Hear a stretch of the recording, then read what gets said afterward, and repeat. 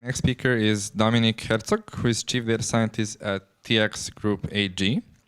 He works as a Chief Data Scientist at TX Group AG, which is the leading private media group in Switzerland.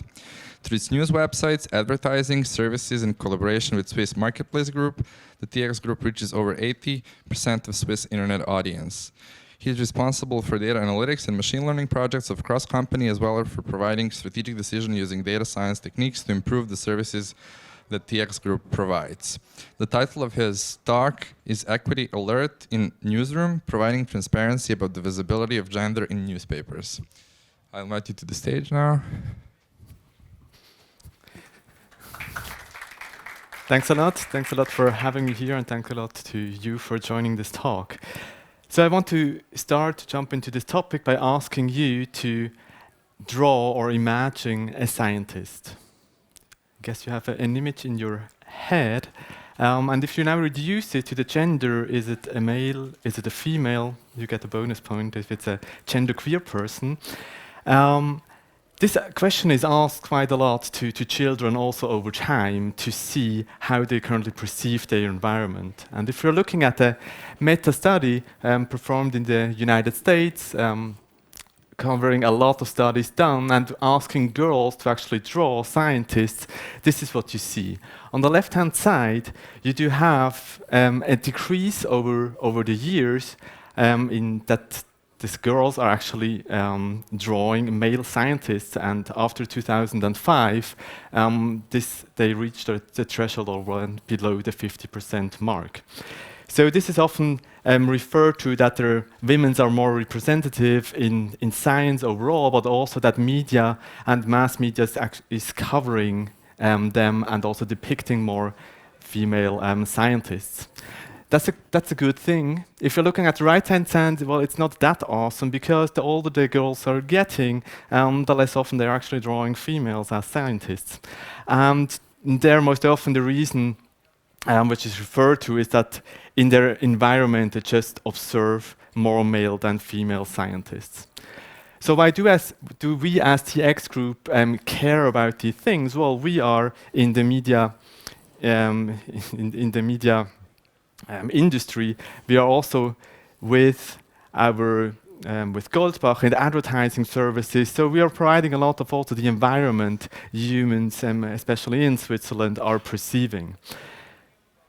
And you can see like over 80% actually of our products do reach the population in Switzerland. So why do we care? I think there are three pillars which I will capture during this talk. The first one is, well, we do have guidelines and principles and visions, of course, where there's quality assurance and social responsibilities are two main issues we are focusing on, also to live up to our journalistic responsibilities. In addition, in 2021, there was an open letter from 78 female journalists, which had put a focus on diversity, inclusion, and equal opportunities, and how it's maybe not yet that ideal within our group. And therefore, one of the initiatives was also to include a gender balance in the workforce, but also in media coverage. The second pillar, it's business reason. Young females are currently underrepresented in the target audience of our newspapers, but they do have above average shopping cart values. So also there, the internal data shows, that women are more attracted also to content that thematizes themselves or show them. I think the same would be true for males as well. And the third thing, there have been quite some papers as well in recent times about gender bias, picking here the one where the model itself learns those biases. Well, man to computer programmer is like women, and it ends up with homemaker. And here also wondering, well, what kind of biases do we actually see in our own produced corpus? Do we see the same things or not? So those are the three topics we want to have a look at. I mean, how does it work? We have newsrooms, we have journalists, they're producing articles, they're read by our readers, they might give us some feedback, or we can analyze the articles which are provided. So what do we do, or do I see our responsibilities in the team is like doing the quantitative insights on those media corpuses. Maybe also to back up, maybe sometimes also to neglect some gut feelings about the data, and to reveal unconscious biases within our product. So this should also be a reality check and providing tools in the end to align our guidelines, our vision, and also our business opportunities in the end to what we are producing. There are also some no-goes or in this direction we don't want to go. It's the qualitative judgment of a single article.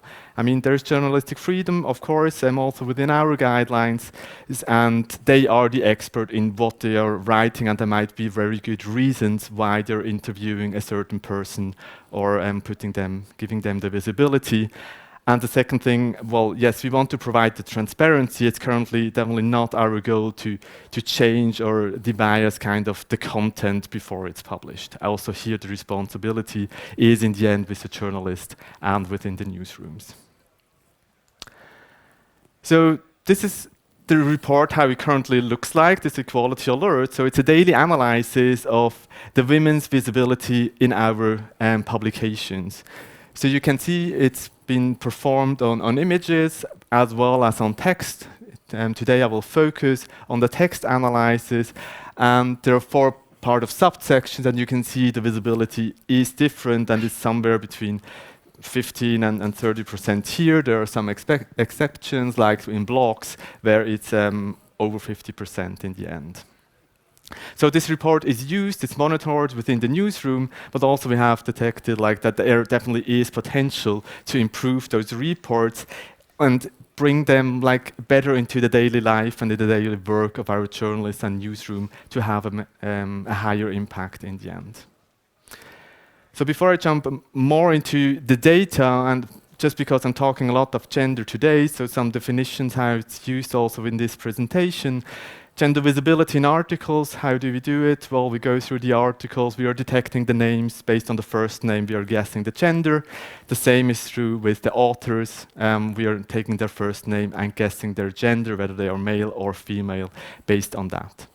A little bit different for the gender of the reader. Here we do have hard facts from the registration data. For those users where we don't have hard facts on a registration, or maybe they're anonymous on our platform, we do a gender prediction based on their reading behavior, which then again is based on the hard facts of the users we know.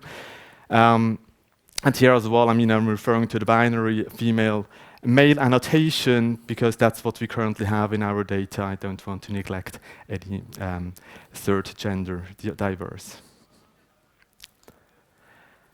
Okay, if you're looking at our current report, it's on a daily basis, and therefore I think it's fair enough to just have a look at how does this look like just over time. So I'm showing you here the daily analysis of the visibility from the past 2 years on one of our major newspaper called Tagesanzeiger, and you can see it's fluctuating quite a lot. It's somewhere between 15 and 30%.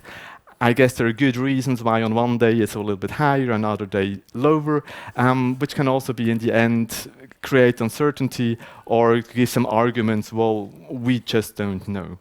So let's have a little bit a bigger picture and zoom out. We now look at the past 10 years to see, do we see some overall patterns? And we don't do it on a daily level, we do it on a monthly level. And so this is how the data looks like. Please focus on the black line here. So we do see that over those past 10 years, we can see an increase in the visibility from 17 to 24%, but there's actually no additional effect since 2021, which I had maybe a little bit expected because there we also get this additional input that something is not as we wish to have it.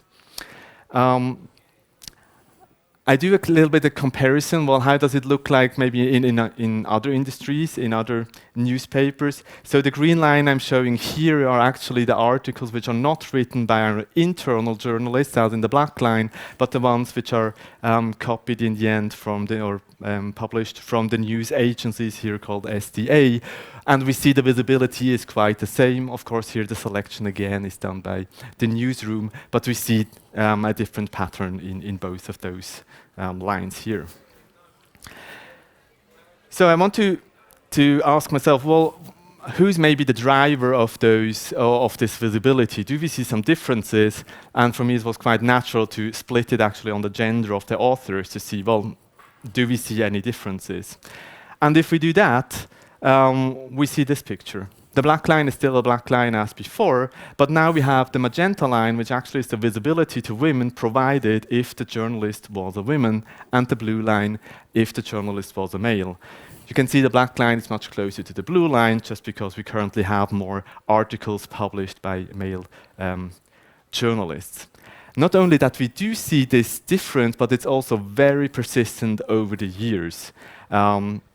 And then if you're looking at 2022, just to have a feeling for this gap, I mean, if an article was written by a woman, 33% of the time, the mentioned names in the text are female, while if a male has written an article, it's only 24%.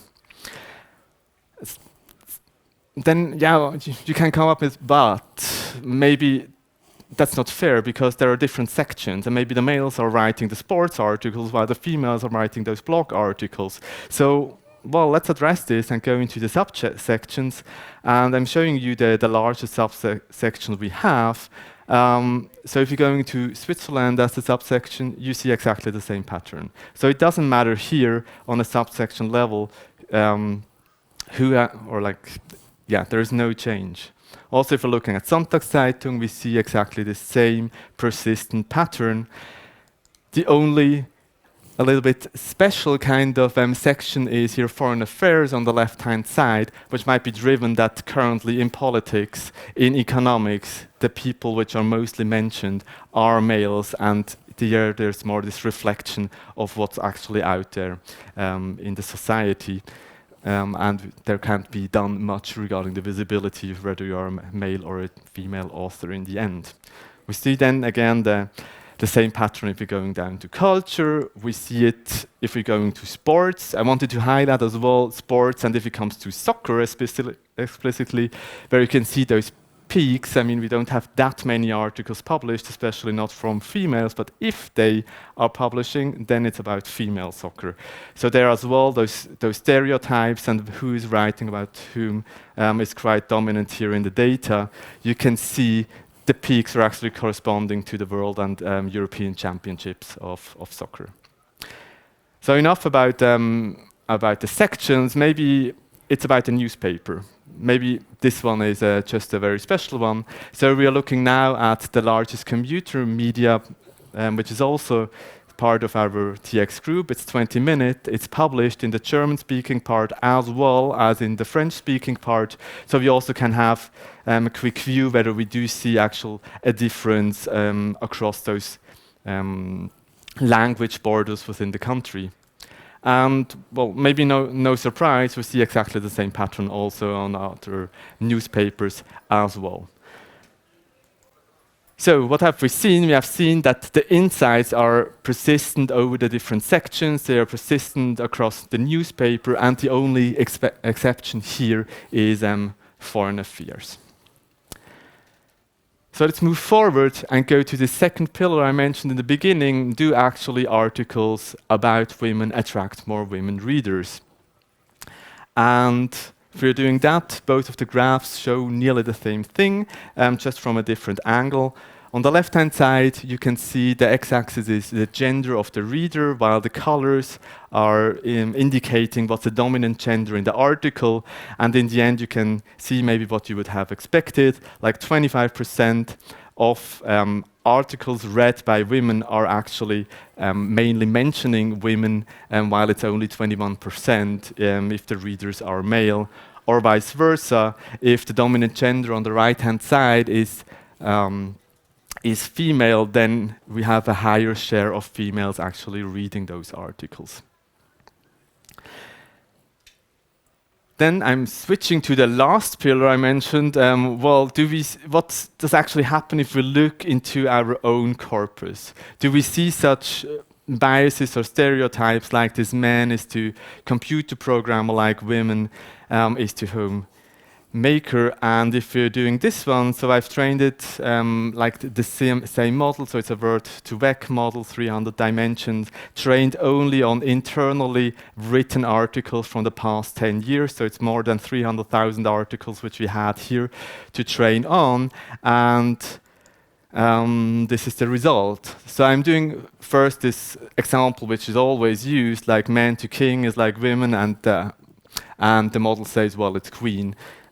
Which here is of course correct. You can see the German translation, as I mean all the texts were in German, and you can see always this appendix, this in, which refers in the German language that the occupation is actually performed by a woman. So let's have a look at man to programmer is like women to, well, it's influencer. Well, I think much better than homemaker. It's still not exactly what we would have loved to see. We would have loved to see Programmiererin, but at least it's much closer. It's also a technical kind of occupation here. And then two additional examples, just to see what happens. Man is to farmer, like women is to farmer, excellent. And man to doctor is like women also to doctor. Great here as well. We can see it captured also the appendix correctly of the occupation in German. Then if we're continuing here and asking ourselves, well, do we see that there are male or female annotated words, and do we actually reproduce them again in our text corpus?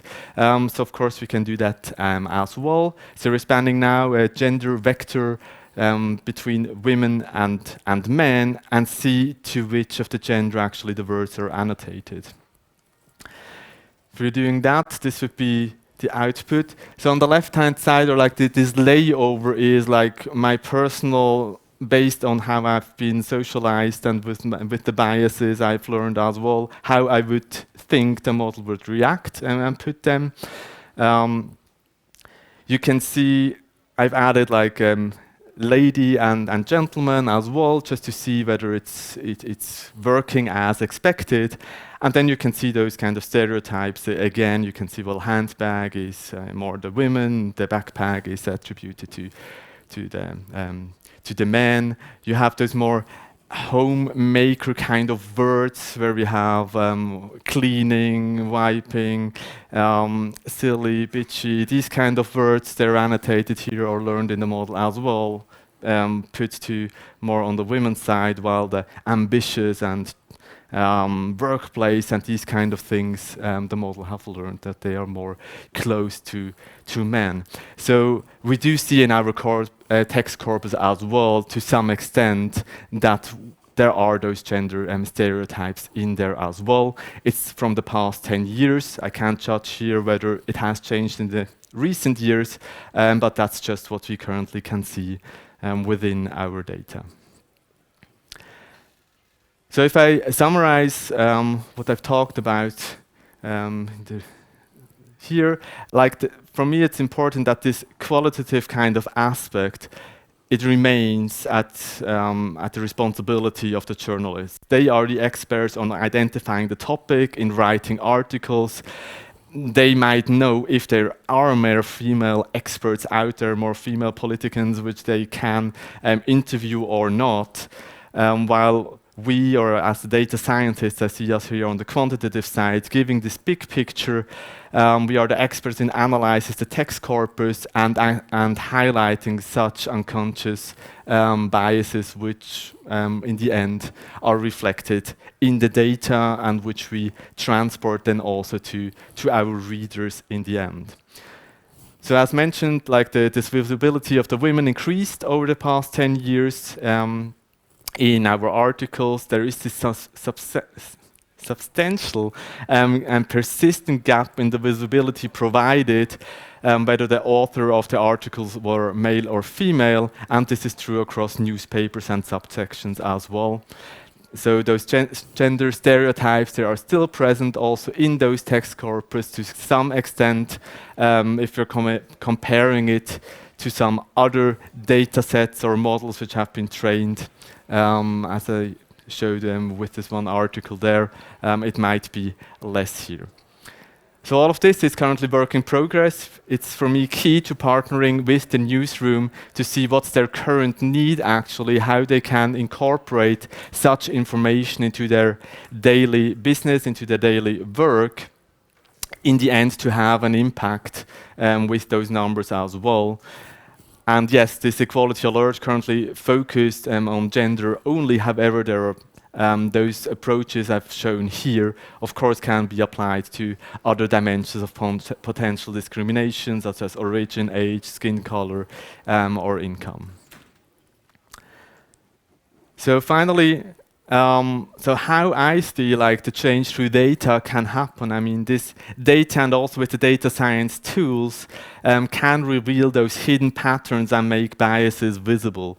This visibility, in my point of view, should lead to awareness among the people.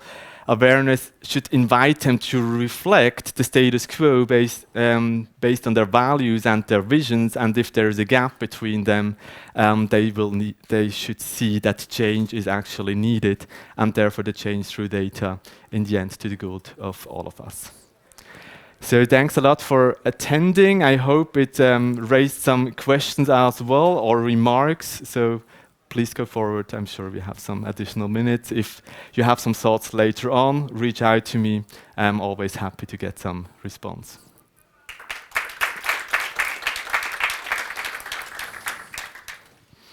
Do we have any questions?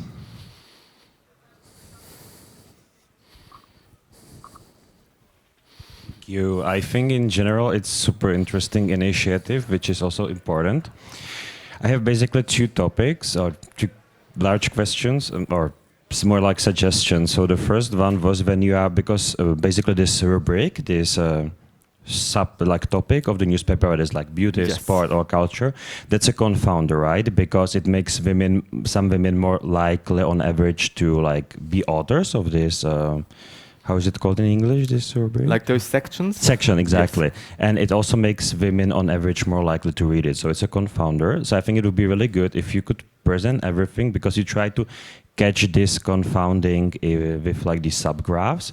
But I think it would be better to like just use a regression or a fixed effects regression to basically put dummy variables for these sections.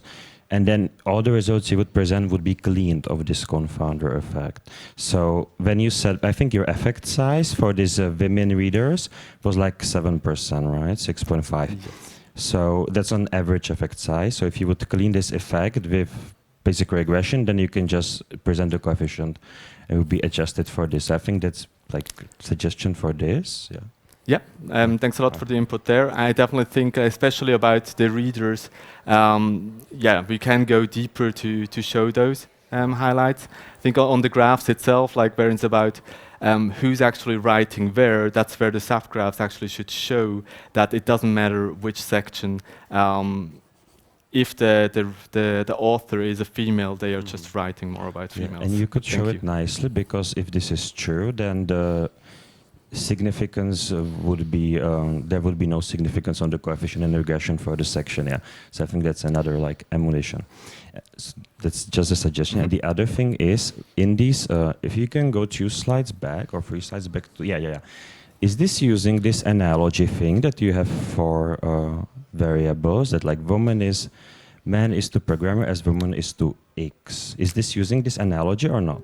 No, this one is not using this one. So we are using like a gender vector, which is based on Frau, Mann, Tochter, Sohn, Mädchen, Junge, and then we are checking whether those verbs or terms are more similar, actually more related to either men or women. Okay, yeah, perfect. Because actually in this paper in the beginning, this analogy, it's actually like fake, you might know, or it's a new thing, because the model is coded to return the second best guess, because the first best guess would be the programmer. Yes. Male is to programmer, as to woman is to programmer, actually. And yes, it's coded exactly there to return the second best guess. So, yes, exactly. Yeah, yeah. I know this one there. I think there with the German language, like it will not return the that's the it's one. not that's hard coded in the. It's Okay. giving us like the women First. one, so Okay, the cool. women adaptation of the same Cool. occupation. So There is cool, nice. There is a metric that you might want to look at. It's called word embedding association test, and then it was recently incorporated in something word embedding fairness evaluation, VEFA, and it also uses like negative sentiment on the stuff. So maybe you just want to look at it. Yeah, that's quite interesting. Otherwise, thank you very much. Great. Thank you for your feedback and inputs. Do you have any more questions? Yeah, if not, yeah, we're done for the day and track. And thank you once again Thanks a lot. for the great presentation.